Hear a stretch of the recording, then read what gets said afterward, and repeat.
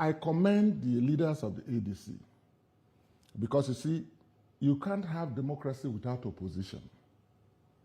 My friends and colleagues who used to be in the AD with me, okay, some of them older people. The Alliance for Democracy. The Alliance for Democracy, 1998. I was there when they were forming it. Then the People's Consultative Forum. Most of the people who are in, I don't even understand how it came about. The president was part of it, okay? I was a young man following the masters, okay? Right from my own South-South and the Southwest and across the country. MD Yusuf's MDJ, I was part of it, okay? From there to the Alliance for Democracy. So you should know that I'm not an establishment politician. If the establishment is doing what is right, it's got to be supported. If the establishment is not right, it's got to be pointed out. It's got to be challenged. It's got to be opposed. That's why we are in a democracy.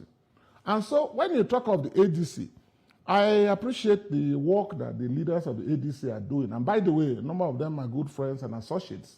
I have a lot of regard for them as they do for me. But I'm not seeing ideological clarity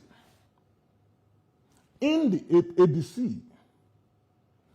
I believe that any party that I will fully commit to must be clear about certain essential fundamentals. Commitment to a federalist Nigeria. Okay? That was why we were in AD. Commitment to constitutional democracy. Commitment to governing priorities, national security. Okay? Devolution of powers. Emphasis in education, affordable health care, an improvement of the economy, a Pan-Africanist-based ideology in terms of foreign policy. These and many more are issues that I'm very passionate about. That we hear most political parties say this, we see it in their manifestos. Well, like the APC manifesto that promised devolution and restructuring and never delivered. They went as far as setting up a committee under John Oyegun's chairmanship of the APC, and I commend him for that, chaired by El Rufai. And that committee did a good job.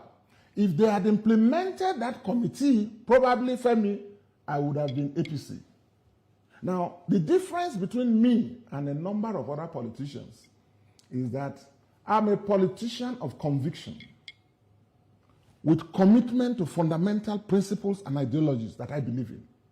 I'm not in this for office, I'm not in this for money, I'm not in this for position or for contracts.